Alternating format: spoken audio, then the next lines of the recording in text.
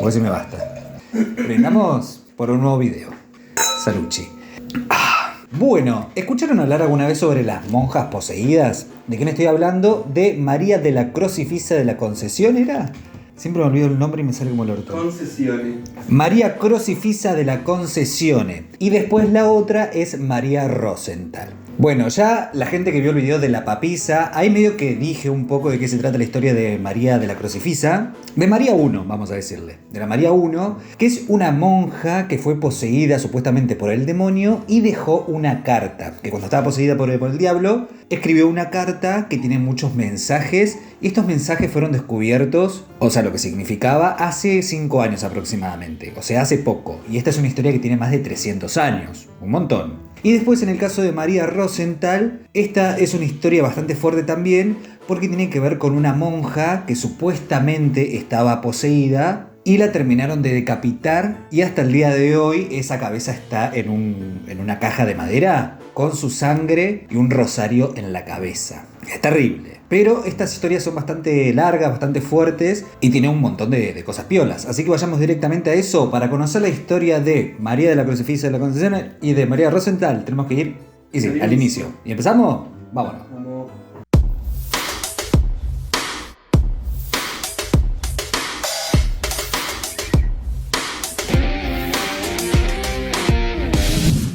Bueno, empezamos con la primera historia y es la de María Crocifissa de la Concesione. Y la historia empieza más o menos así. Su nombre real era Isabella Tomasi y nació en el año 1645 en Italia. Ella se creó en un ambiente bastante religioso, cosa que era común en aquella época, y es lo que siempre mamó, siempre cosa de la Iglesia Católica, todo lo que tenía que ver con eso. A tal punto que teniendo 15 años decidió meterse en la Iglesia Católica, pero ya desde adentro, o sea, dándole su vida a Dios. Y ahí se fue al convento de Benedicción de Palme de Di Montechiaro, en Sicilia, en Italia. Creo que lo pronuncié bien. Y bueno, y en ese convento Isabela fue bautizada y rebautizada con otro nombre. Ahí fue que le pusieron María Crocifissa de la Concesione, más conocida como Sor María Crocifissa.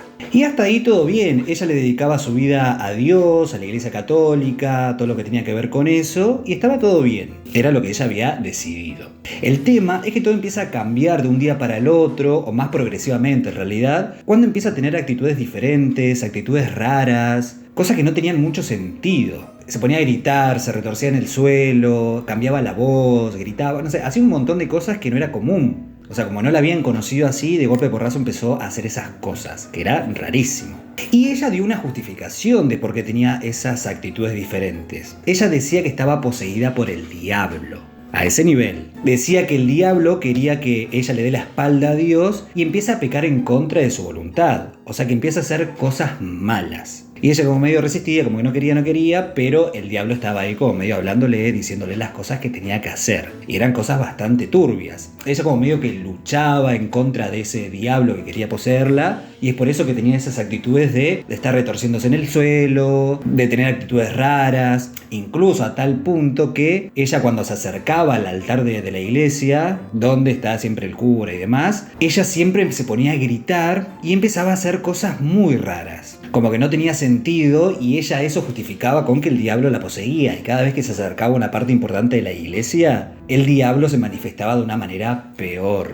Imagínense lo turbio. Y así pasaron los años, ella seguía en esa situación, que no eran de forma seguida, sino cada tanto la agarraba, y pasaron 16 años, o sea, tenía 31 años cuando un hecho cambió de un día para el otro, y esta historia quedó marcada por esto que pasó, que es algo puntual. El tema fue más o menos así. El 11 de agosto del año 1676, ella tenía 31 años, la encontraron en su habitación retorciéndose en el suelo como saliendo de un trance. En ese momento, cuando ella sale de esa situación, de ese trance, tenía todas las manos manchadas con tinta negra y también la cara. Después hay otra versión que dice que ella estaba sentada en un escritorio y cuando entraron otras monjas a ver qué estaba pasando, ella sale del trance y ahí se ve en esa situación. Y ahí cuando la ven y ella despierta, dice que el diablo la había poseído y la había obligado a escribir una carta, porque esa tinta que tenía en las manos era una carta que había escrito con un mensaje que no se descifraba, que era símbolos, letras griegas, árabes, un lenguaje antiguo. O sea, no se entendía lo que había escrito. Supuestamente ella era algo que el diablo le dijo que escribiera. O sea, re fuerte. Y por eso no se acordaba ella lo que había hecho. Cuando se despertó, ella no entendía lo que estaba pasando. El tema que estaba esa nota, y ahí empezó lo turbio, el misterio. ¿Qué fue lo que escribió y qué era lo que significaba todo eso? Y bueno, durante casi 400 años, diferentes lingüistas intentaron descifrar qué era lo que decía la carta del diablo y nunca pudieron tener éxito, o sea, nunca pudieron descubrir qué es lo que significaba esa carta. Pero recién en el año 2017, hace poco, fue que pudieron descifrar alguna que otra cosa de la carta. Ustedes se preguntarán cómo. Bueno, el primer avance se dio gracias a la Dark Web. Que la Dark Web es como un internet... Deep Web. No, Dark Web es otra cosa. Que es medio parecido a la Deep Web, pero es como internet oscura, como algo que es solamente para software. Igual creo que estoy diciendo no estoy diciendo técnicamente bien. Vamos a buscarlo, qué significa Dark Web. Dice, la Dark Web es una porción de internet dentro de la Deep Web. Ah, pero está dentro de... Ok, bueno, pero no es lo mismo Deep Web que Dark Web. Son dos cosas diferentes. No son diferentes, pero sí. Bueno, va por ahí. Bueno, el tema es que usaron esta Dark Web para poder descifrar. Y todo esto gracias a un software. Porque resulta que un equipo de investigadores y científicos italianos del Centro Científico de Ludum escucharon hablar de un software que supuestamente era utilizado por los servicios de inteligencia para descifrar códigos. Para saber qué decía la carta necesitaban este software y lo buscaron ahí, en la Dark Web. Cuando lo encontraron este software, lo aplicaron sobre la carta y ahí encontraron lo puntual, que es qué decía la carta. Y decía más o menos así. Los humanos son responsables de la creación de Dios. Medio como la pregunta. ¿Cómo es la pregunta esa?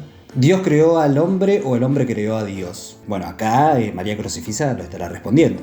Después otra cosa que escribió fue: este sistema no funciona para nadie. O novedad. Medio que la pegó.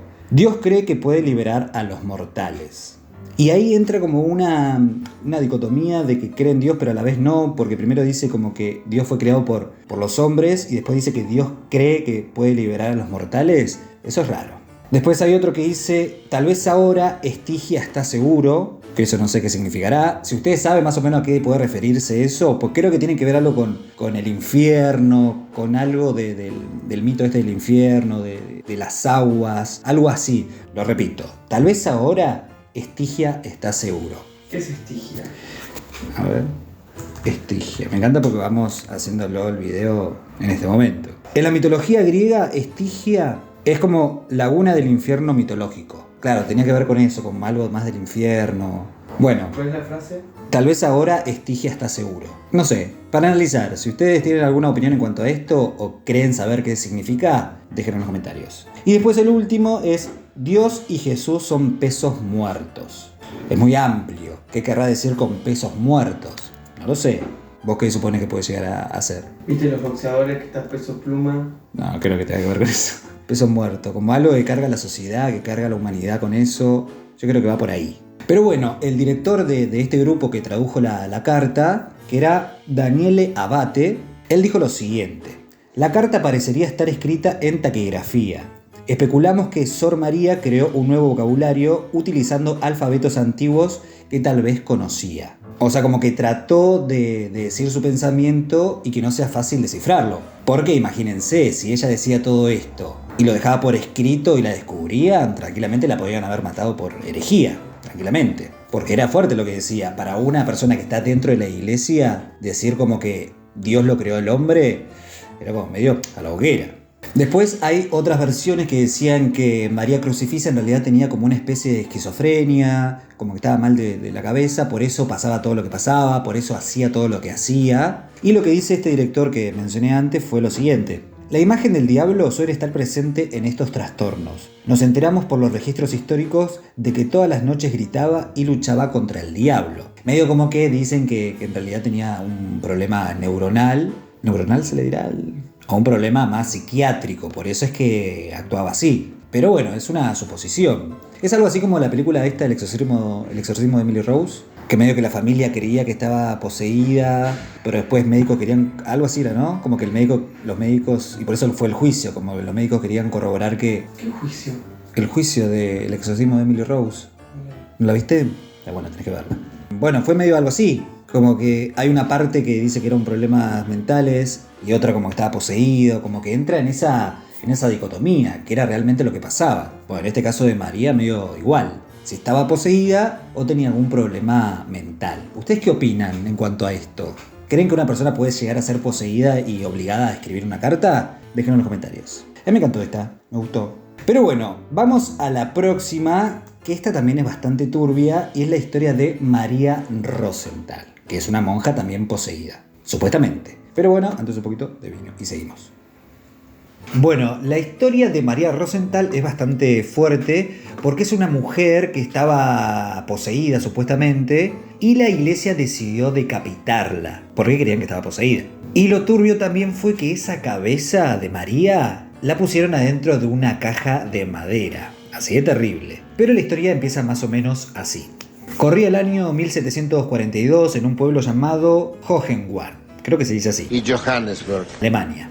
Y ahí había un convento. En ese convento había una mujer, una monja llamada Josephine Rosenthal, que le había dedicado toda su vida a Dios. O sea que estaba ahí en el convento hace muchísimo tiempo. El tema es que Josephine en un momento se empieza a sentir muy mal, de un día para el otro. No sabían qué tenía, estaba mal, y la madre superiora de ese convento decide llamar a un médico de un pueblo cercano para que la vaya a ver. O sea, qué le estaba pasando a Josephine, porque no mejoraba. Cuando el médico va, la empieza a revisar, ahí se encuentra con lo peor. Resulta que Josephine estaba embarazada. Se imaginarán el quilombo, porque ¿cómo puede ser que una monja esté embarazada? Y lo más loco es que ella no había tenido ningún vínculo con ningún varón, o sea, no había tenido ningún tipo de contacto. Eso era lo raro. O sea, confiaban mucho en la palabra de ella que no había estado con nadie. Ese médico decide revisarla y resulta que sí, como que ella mantenía su virginidad, como que no había estado con ningún varón, pero estaba embarazada, era todo un misterio. ¿Y qué es lo que hace la Iglesia Católica? Empieza a suponer que se viene la segunda venida de Jesús, porque era medio como la Virgen María, que había quedado embarazada de un espíritu o de una paloma, no sé, de lo que sea, sin haber estado con ningún varón, y es por eso que estaba embarazada. Fue algo medio como la historia de Jesús, y es por eso la segunda vuelta. Y ahí empezaron como medio a cuidarla a esta mujer hasta que dio a luz. Ella dio a luz en el 8º mes de embarazo, y ¿saben qué fue lo que pasó? Terminó muriendo en el parto. O sea, nació su hija, pero ella murió. Imagínense que todo el mundo, o sea, todo el pueblo estaba esperando la venida de este bebé, por todo lo que dije anteriormente, que pensaban que era la segunda vuelta de Jesús y demás. Por eso era un parto esperado. Una vez que nació esta nena, ¿qué nombre le pusieron? Y sí, María. Y ahí quedó como María Rosenthal, que es la protagonista de esta historia. Mucha gente en ese momento como que la empieza a venerar a esta niña, como medio la consideraban como una santa. La empezaban a visitar, la empezaban a medio a tratar de una manera especial, cosa que la iglesia empezó a mirar de reojo esta situación, como que no le gustaba mucho. Porque el tema es que había algo más. Algo que era bastante fuerte para esa época. Porque al momento de nacer descubrieron que esta nena era hermafrodita. ¿De qué es hermafrodita? Es como en esa película, On Brujer, la de Darín.